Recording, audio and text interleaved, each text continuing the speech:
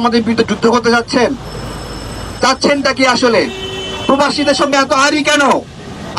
আমাদের একজন উপদেষ্টা দুবাইয়ে গেছে, দুবাইয়ে গিয়ে আওয়ামী লীগের নেতা কর্মীদের কাছ থেকে সোনার চেন উপহার নিয়েছে, তাদের সঙ্গে ছবি তুলেছে, তাদেরকে ফুলের শুভেচ্ছা জানিয়েছে। অথচ এরা সবাই দুবাইয়ে আমাদের প্রবাসী ভাইদেরকে গ্রেপ্তার করার সঙ্গে জড়িত ছিল। আমার কথা হলো, প্রবাসীদের প্রতি এত দরদ, দুবাই চলে গেছে। আমার কথা, যে দুবাইয়ে গেছে ওখানে গিয়ে ফুলের শুভেচ্ছা নিয়েছে, স্বর্ণের চেন নিয়েছে, সে কোনো প্রবাসী বিষয়ে কোনো উপদেষ্টা না।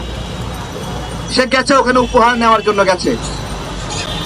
আমরা এগুলো ধিক্কার জানাই। সবশেষে আমরা সতর্ক করছি, আমরা রাজপথের বড় প্রোগ্রাম দিব যদি এই বিমান ভাড়া বিষয়ে কোনো সমাধান করা না হয়। আমি অনুরোধ করবো এই মুহূর্তে, আজকের প্রোগ্রামের আমাদের প্রধান আকর্ষণ সালাউদ্দিন ভাই কোথায়? সালাউদ্দিন ভাই আছেন? আমরা বলেছিলাম রেল ট্রানজিট আমরা যেতে দেবো না, আমাদের বুকের উপর দিয়ে যেতে হবে। উনি সেই রেল ট্রানজিট চালু করার ব্যবস্থা করছেন। এবার আপনারা সাক্ষী দিবেন, বলবেন সবাই। এই যে ফজল কবির খান একই সঙ্গে 3 মন্ত্রণালয় নিয়ে আছেন, একটা হলো বিদ্যুৎ ও জ্বালানি, একটা হলো সড়ক ও যোগাযোগ, সড়ক ও সেতু, আর একটা হলো রেল মন্ত্রণালয়।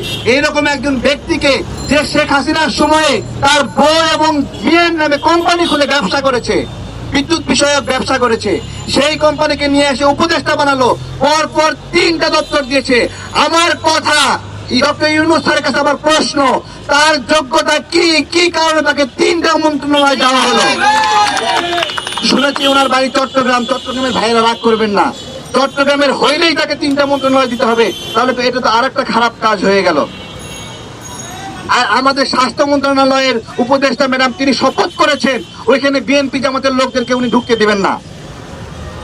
এবং জুয়েল স্যার মানসিক হাসপাতালের শফিকুর জুয়েল স্যার, উনি হলো আমাদের এই গণ অভ্যুত্থানে আমাদের আহতদের চিকিৎসা করেছিলেন, এবং এর আগে মোদী বিরোধী আন্দোলনে আহতের শিকার ইব্রাহিম নীরব আমাদের সহযোগিতা, তার মানসিক চিকিৎসা করেছিলেন।